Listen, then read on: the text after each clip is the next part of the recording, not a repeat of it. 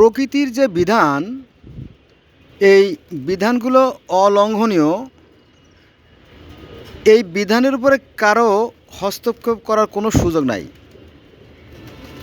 এটা আছে তার একটা বাস্তব উদাহরণ। একটা কথা আছে যে example is better than percept, মানে দেখতে পেলে কেউ শুনতে চায় না। দেখেন এই লেবুগুলো ধরা না ধরা সবই প্রকৃতির নিয়ম, ইচ্ছা। এখানে আমাদের কোনো হাত নাই। এখানে অনেকগুলো লেবু ঝরে গেছে, এখানেও কোনো হাত নাই। আবার কিছু কিছু লেবু ভেঙে গেছে, দেখেন এখান থেকে ভেঙে গেছে, আবার এখানেও ভেঙে আছে, এটাও হয়তো ঝরে পড়ে যাবে। এখানে আমাদের কোনো হস্তই নাই আর কি, হাত নাই।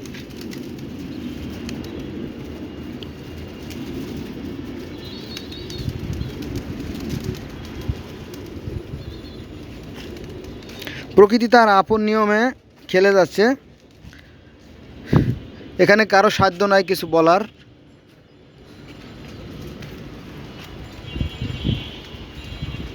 তবে এখান থেকে শিকার কিছু আমাদের। দেখেন এই যে লেবুটা, এই লেবু গাছগুলো কিন্তু আপনার এখানে ফাঁকা স্পেস আছে, এখানে স্পেস আছে। ঝড়ের বাতাসে যদি মুভ করে তাহলে অন্য লেবুর সাথে আঘাত লাগবে না, ফলে এটা নিরাপদ। কিন্তু যে সমস্ত লেবুতে ঝাঁকুনির ফলে খুসা লাগছে অন্য লেবু, সেগুলো কিন্তু ঝরে গেছে। আবার একটা খুবই মজার একটা বিষয়, সেটা হচ্ছে যে দেখেন এই যে গাছ, এই গাছটা শুকাই গেছে, তাই না? শুকায় জ্বলে পড়ে আঙ্গার হয়ে গেছে, শেষ হয়ে গেছে। এগুলো এখন দেখেন, এগুলো খুবই মচমচে, কদিন পরে পাউডার হয়ে যাবে এবং মাটির সাথে মিশে, মাটির কালার দেখেন, মাটির কালারের মতো মাটির সাথে মিশে যাবে। ঠিক এই মানুষের দেহ এরকমটি, এই মাটির দেহ দিয়ে গড়া মানুষের দেহ আবার মাটির সাথে মিশে যাবে।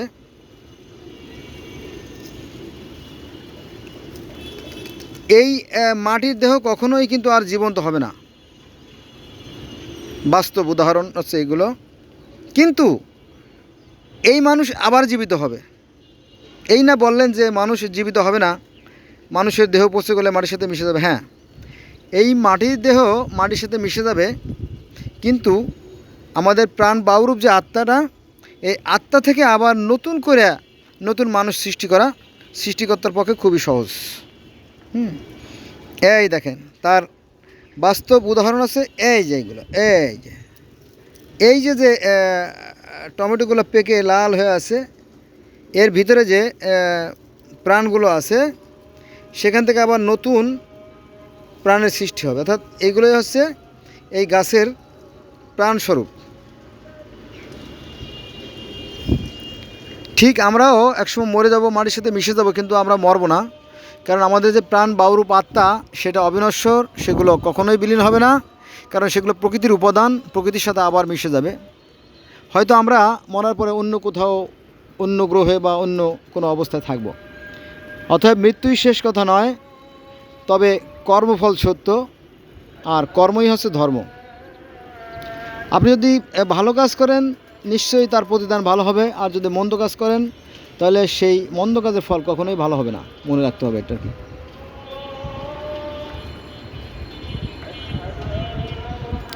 এটা হচ্ছে আমার লেবু গাছ, এভাবে 4টে লেবু গাছ আছে আমার। প্রচুর লেবু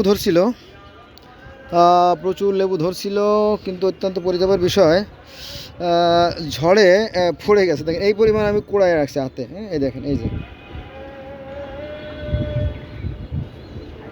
এগুলো আমি তলা থেকে কুড়ালাম, আরও আছে। হ্যাঁ, আর একটা বিষয় নিয়ে আলোচনা করি, সেটা হচ্ছে যে মানুষের যেমন শত্রু আছে, শয়তান আছে, সেমনি প্রকৃতিতেও কিন্তু শয়তান আছে। তার বাস্তব উদাহরণ হচ্ছে, দেখেন যে এই যে গাছ, এই গাছের কিন্তু শত্রু আছে।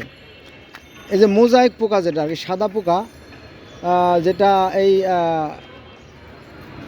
দেখেন, এই যে এইটা এগুলো এই ফলের রসগুলো খেয়ে ফেলে, ফলে এই ফলগুলো মারা যায়। কিন্তু আমি এখানে ওষুধ দিছি, আশা রাখি এগুলো থাকবে। হ্যাঁ, ওষুধ দিছি আমি,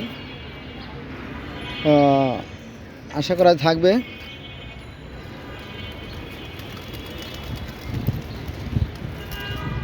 নইলে এগুলো খেয়ে শেষ করে দিত আর কি। এই যে ভিতরে পোকা আছে, সাদা সাদা পোকা, মরে গেছে এগুলো, ওষুধের রিয়াকশানে মরে গেছে।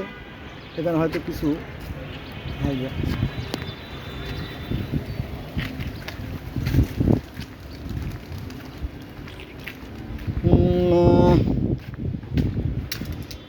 এইটা আর একটা লেবু গাছ। ও মাই গড, ও মাই গড, এই কবুতরগুলো আমাদেরই কবুতর। তারপরে আছে এই যে লেবু গাছ। দেখেন লেবু গাছেরও কিন্তু দুঃখ আছে, লেবু গাছের অনেক কষ্ট আছে, কান্না আছে, ব্যথা আছে, বেদনা আছে, কিন্তু আমরা আসলে বুঝতে পারি না। এটা হচ্ছে তার বেদনার নমুনা। দেখেন এই লেবুটা অনেক ব্যথাতুর। দেখেন এর শরীরটা ক্ষত হয়ে গেছে, দেখা যাচ্ছে কিনা আমি জানি না। এই দেখেন, হ্যাঁ এই যে ক্ষত হয়ে গেছে। কারণ কি জানেন, এটা হচ্ছে এই যে লেবুর যে এইটা, এই যে কাঁটাটা, এই কাঁটাটা এখান থেকে বিঁধে গেছে। দেখেন এই মাপে চলে যাওয়ার কাছে, এই কাঁটাটা ওর শরীরে বিঁধে গেছে, এতে বিঁধে ও ক্ষতিগ্রস্ত হয়েছে আর কি।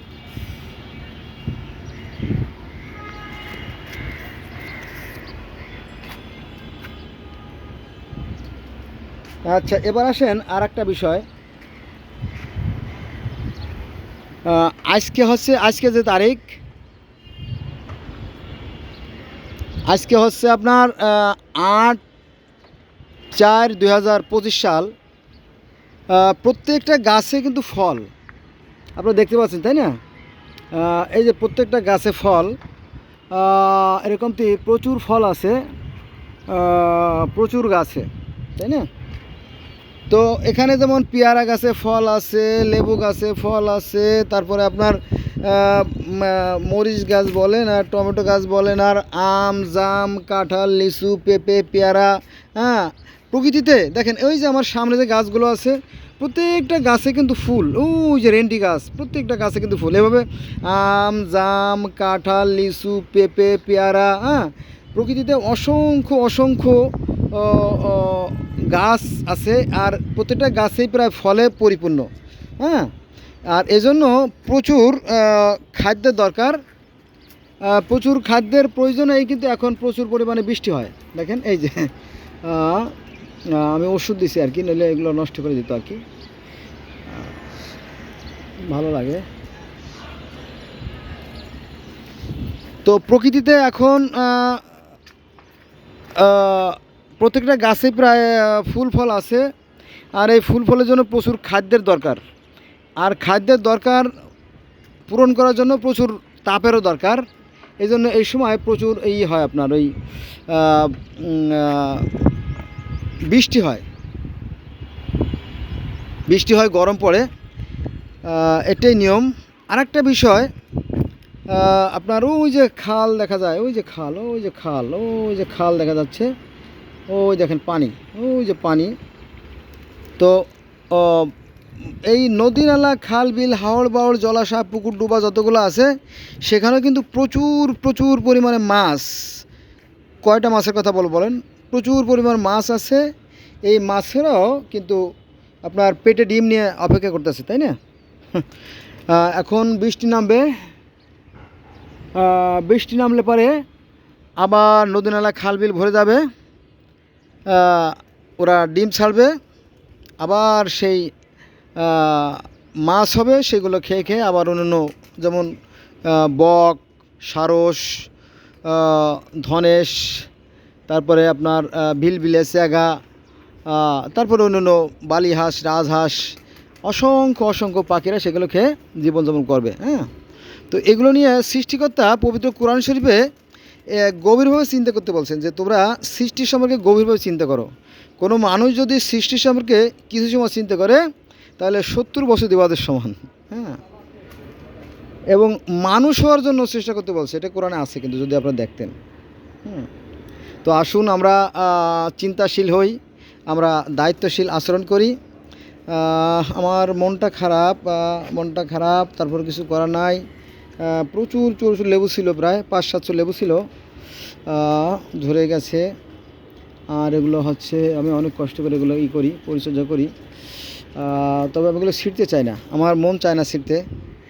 কারণ ভালো লাগে।